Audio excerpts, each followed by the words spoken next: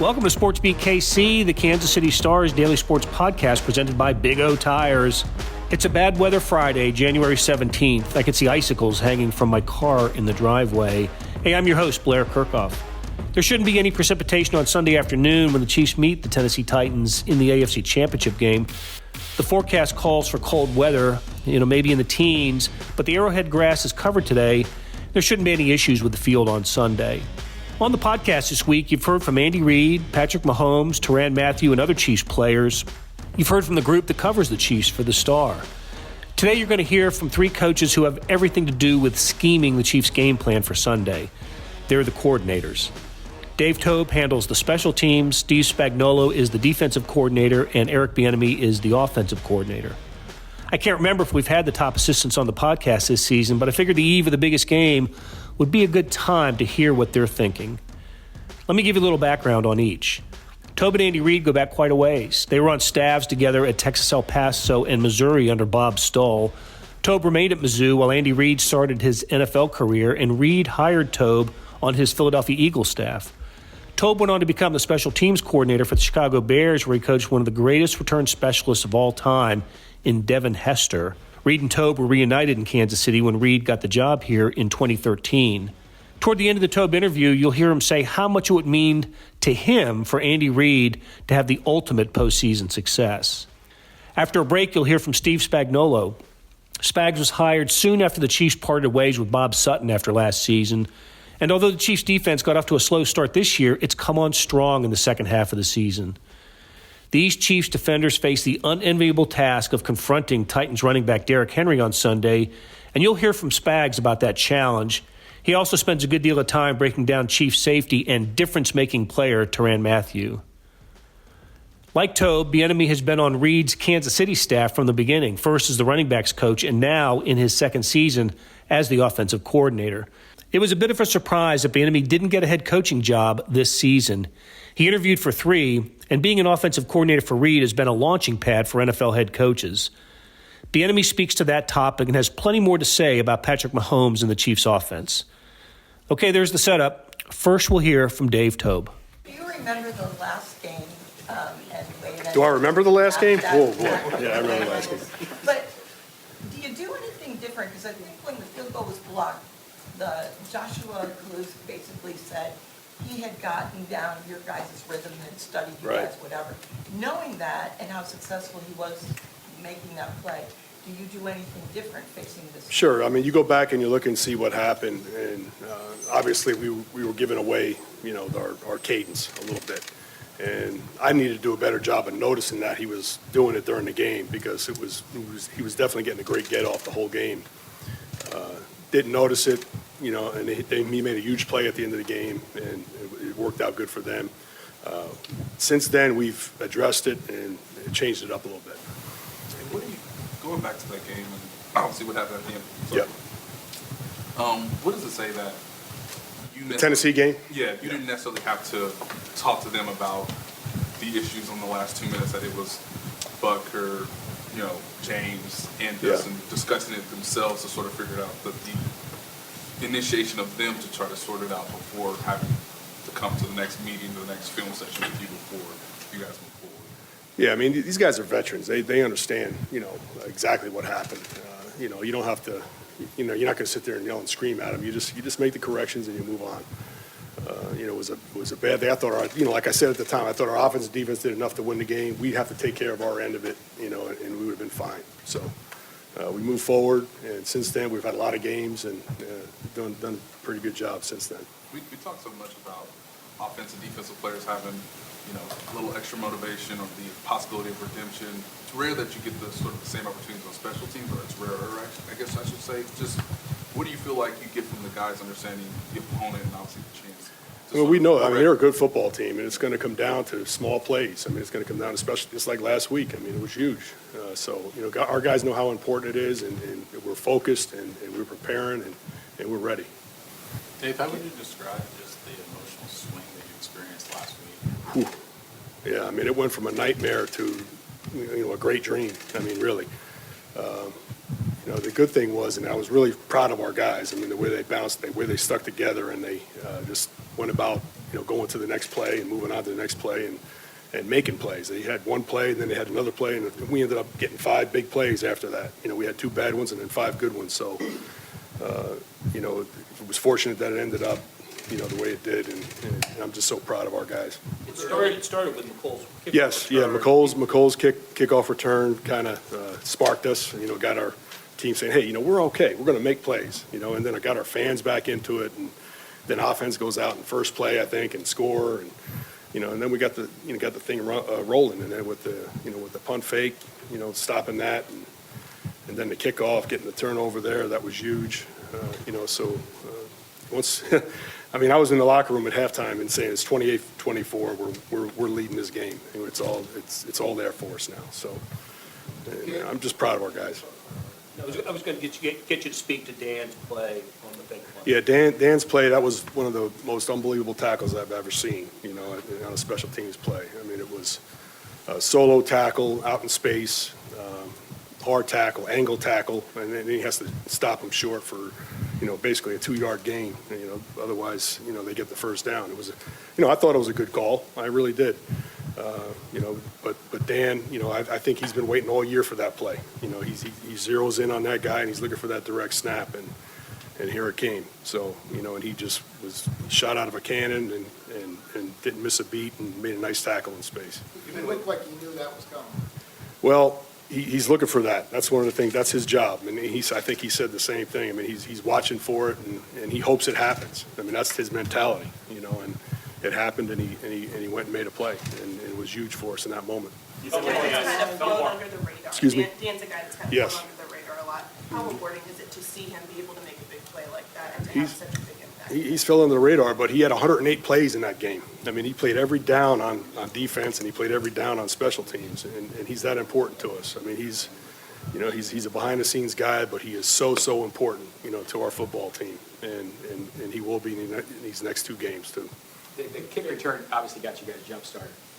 And their kicker, you had a lot of chances for returns because he couldn't kick it through the end zone. What's the weapon of Butker's leg? No returns for them. I mean, how big is that for you, especially this time of year when those plays can really swing the game? That's a great point, and it's a huge factor for us that we were able to kick touchbacks when we want to kick touchbacks. Here's a prime example. I mean, it's 34-24 in that game. We have the taunting penalty. We have to kick off from the 20. He kicks an 80-yard kick all the way down to the goal line, and we tackle him on the 25-yard line. I mean, that's Butker in our coverage units. I mean, that was another big play in that game. I thought that kind of went unseen, untalked about, really. Well, the last one, Matt. Given how long you have worked with Andy and your friendship over the years, how important would it be to you to get into the AFC Championship game and potentially win a Super Bowl? Yeah, I mean, I've thought about this a lot. I mean, and Andy, nobody deserves it more than Andy. And he's such a great coach. To not have a Super Bowl win, under his belt. I mean, this would be huge. I don't know if I'd stop crying with him. I'd probably hug him forever. And, I'm just so proud of what he's done and everything he's done, in his career, and he needs that. He needs this. He needs that. If your steering wheel has more traction than your actual tires, that's a big O no.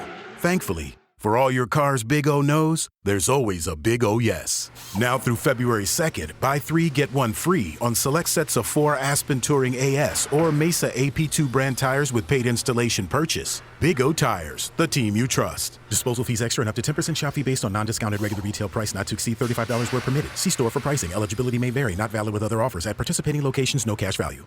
I'm not going to take long. It's great to be here in front of you all in this particular week and to still be working into mid-January. And with that, I'll open it up.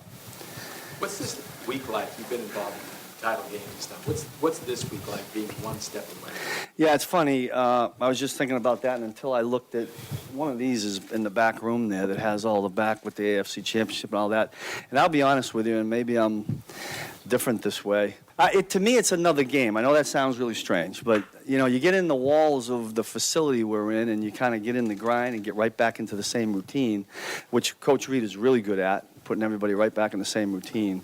I don't know that I feel it right now. I'm not saying I won't feel it as the week goes on, but trying to make it as much as we can, just another game and a sequence of however many we're going to play here. Steve, how did you feel about your first full game without Orneal?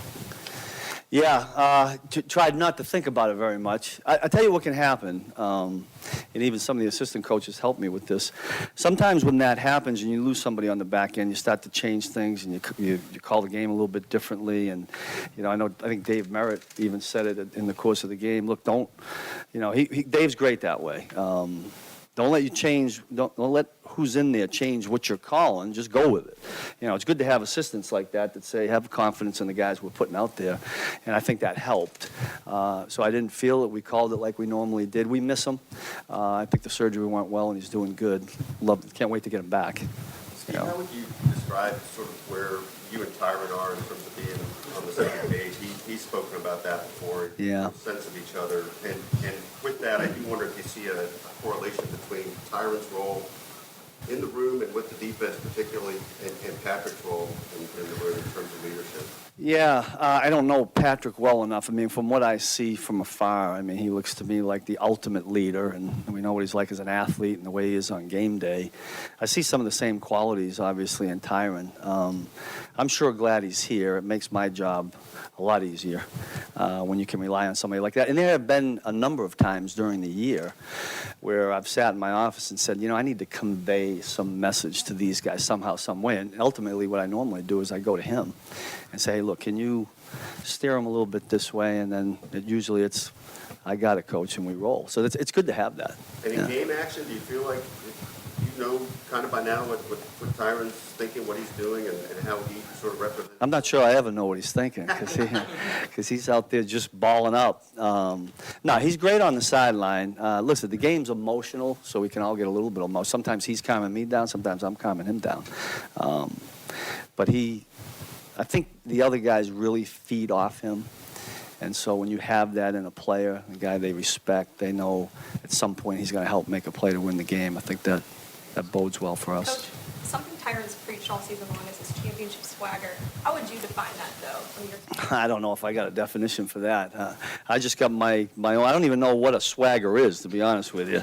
But they have it. He has it. Most of them do. Look, to me, it's a confidence thing, right? You can't play this game or be successful in this particular game unless you're a confident player. You got to believe in yourself, right? You got to be secure in yourself. And I don't know if that's his definition, but that's what I can see. Sorensen played 100% of the defense last week. That hasn't always been the case this season. How important is he to your defense? Yeah, he's important to us. He's important to Dave Toub and what he does. He made some terrific plays last week that changed the flow of the game. He is as steady of a player that I've ever been around. Every day he comes in, he works at it. He's the first guy out on the field. I don't know if you're all out there when we go out for practice, but always the first guy out, never misses. He loves what he does, and he's professional in everything that he does. I'm glad we got him. Steve, what's the most important thing that you're telling your players about Derrick Henry in Sunday's game, making sure that they not only wrap up on the tackle, but also some of the mental things like don't line up in the neutral zone? Yeah, well, all the mental things, it wouldn't matter who you're playing. You don't want to give anybody an extra 5 yards because you went offside or did something that you're not supposed to do. Look, he's a huge challenge. I can spit out all the tackling terms. Our guys know what they are. It's going to be a mindset, and it's going to take all 11. It's not going to be one guy tackling. It's a swarm. Overpopulate the ball. We know he's going to get the ball a lot, so get a lot of people there. Did you have something? Yeah, I was just going to say, everybody in your position wants to play an opponent and force them to be one-dimensional. Yeah. They kind of come in that way, relying on That's a good point. 70% of their yards. How do they get away with that? What makes this guy so good as a runner and their offensive line so effective that they can play that way and win? Yeah, you just hit something that, look, we talk a lot about the back because he's got the ball, he's getting all the yards, and he's credited with them. But that offensive line, you talk about playing as a unit, they remind me a little bit of the old line that we had in 07 with the Giants. And I don't know if you remember that Super Bowl we were in. They ran that ball for like the first 8 minutes or something. And it was the old line and a bunch of backs. And that's what this football team does. And somehow, some way, we got to find a way to get them to third down and then win third down. Because if we don't do that, we can't get the ball back to Patrick Mahomes and Coach Reid. So that's going to be the challenge that we're going to have. With that, we'll do last one with Sam, and then we'll give him here. Steve, how much freedom do you give Tyron as far as like what he does before the snap to fake a blitz and what he does even after the snap to break off his? Well, there's a little bit of it coordinated. We have calls, but listen, I give him free rein because he feels the game. There are some things, it's the typical. There are some things during the game. It's like, what is he doing? Oh, great job. Because he's not doing exactly the way you drew it up, and yet he has a feel and a keen instinct. And look, you got to let these guys play. He is an instinctive player. I'd never want to pull that away from him, so we let him go. Hey, it's Blair. Hey, we have a special subscription offer for SportsBeat KC listeners, unlimited digital access to the Kansas City Star's award-winning sports coverage. Sign up now for 1 year of Sports Pass for access to all the sports news, features, and columns we have to offer. And it's only $30. That's a 40% savings off our regular rate. For your convenience, your subscription will automatically renew after the initial term at $50 unless you tell us to cancel. A lot of subscription services won't tell you that. They'll just sneak it on there. We just told you. Your subscription helps support the sports coverage of KansasCity.com and the Kansas City Star. Please visit kansascity.com/SportsBeatKC offer to get this special offer. And as always, thanks for listening. Hey, let's go. Let's roll. Coach, the nation saw you calling plays Sunday versus what everybody thinks goes on. How did it feel, I guess, to finally get recognized for the work that you actually do here? Listen, we have an operation and how we do things, and we have a communication system. I mean, coach is communicating to me. I'm communicating to the quarterback. To be honest with you, I think people are making something out of nothing. At the end of the day, the only thing that we want to do is chop wood and continue finding ways to get ourselves to that game that's taking place in Miami. That's what this is all about. There were some early drops last game. What change do you think on the sidelines and the mentality of we're not going to let this happen, we're not going to make mistakes and drive forward? Well, one thing, and I've said this to you guys before, I'm very proud of the way our guys have rallied through adverse situations. I'm very proud of how we've handled things through tough times.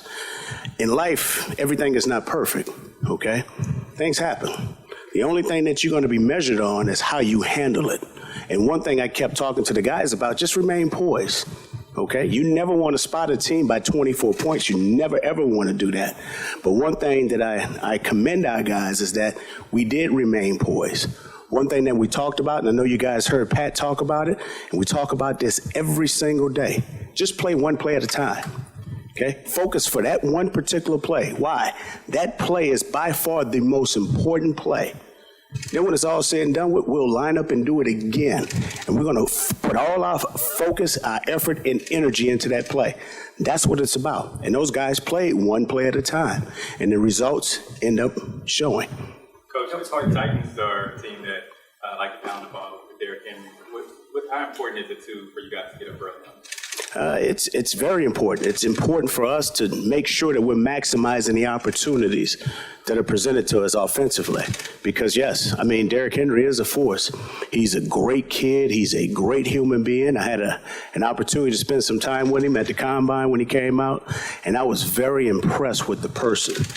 Being a former running back and former running back coach, it goes without saying. I'm a fan of the kid. The kid does a hell of a job. Now, this weekend, I'm not going to be a fan, But it is important for us to take care of business on our side of the ball. It is important for us to execute with great attention to details, and it is important for us to put points on the board to apply pressure to them. For all of Andy's accomplishments, the knock against him has always been performance in championship games and getting that Super Bowl ring. As someone who's known him a long time, is that unfair criticism, and what makes you think that he's a different coach now that can handle that differently? Well, and I'll say this. For Coach to be in as many championship games that he's been in, and maybe he hasn't quite got over the hurdle yet, I say it's still a huge accomplishment because he's still one of the best in the business. But when it's all said and done, when you take each year, as they present itself, the only thing that we want to make sure that we're doing is that we complete this season the way that we want to complete it.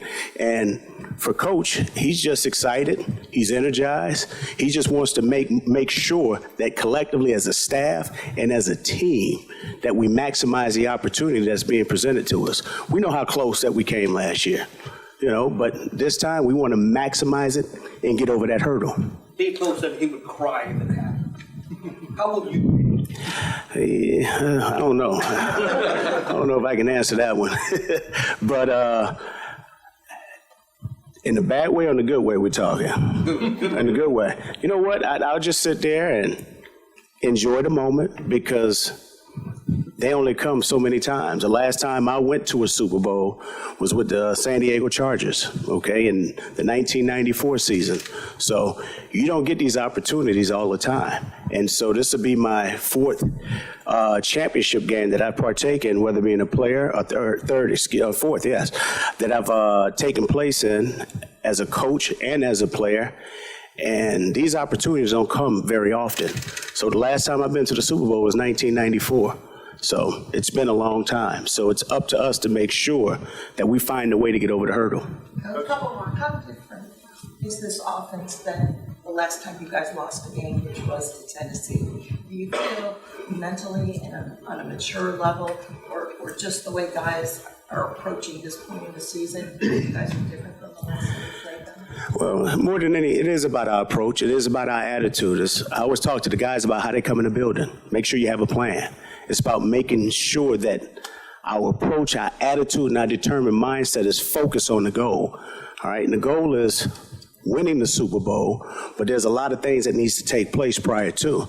Well, today our focus and our attitude and our approach is about situational football and how we handle today's practice. And so I think from that point on, our guys have just decided to focus on what's important. All right, just how we talk about one play at a time, it's one day at a time, okay? How we take care of meetings, how we handle ourselves in the weight room, the training room, what are we doing at night, taking care of our bodies. All of those little things matter because if you want to be the best, there's some things that you got to give up. There's some things that you got to be willing to pay a price for. And I think more than anything, collectively as a group, our guys are growing in that direction. Coach, I know it's probably hard, it's similar to that, it's probably hard to make a comparison, but this group last year, going through it for the first time, have you got a sense throughout this week for the guys that were here last year that they're just more ready for this moment, or they're just the way that they handle all the extra stuff, that they're more prepared and locked in on the game as opposed to all the other stuff that comes along with the championship game? Well, I think the experience of going through it last year has helped tremendously. We're a year older, we've been there before. But at the end of the day, we want to find a way to, as I've said to you guys before, to drag ourselves across the finish line together. So collectively, we're going to do it together. We're going to work our tails off today. And you know what? We get everything done that needs to be done. We'll find a way to get through Friday. But the only thing that matters is what we have at task today. And that's to make sure when we go in that practice field that we handle ourselves the right way, and then we handle ourselves the right way in the meeting room after that. That'll do it for another week of Sports Beat KC, the Kansas City Star's daily sports podcast presented by Big O Tires. Thanks to Derek Donovan and Randy Mason for producing today's episode, and to Rich Sugg for providing the sound from the news conferences. Links to Chiefs coverage can be found in the show notes on kansascity.com in the Red Zone Extra app. Be sure to pick up a copy of Sunday's Kansas City Star, huge special section on the AFC Championship game. Hey, when we talk to you again on Monday, we'll know the Super Bowl matchup, and we'll either be breaking down the next opponent or looking ahead to next season. Thanks for listening. We'll talk to you then.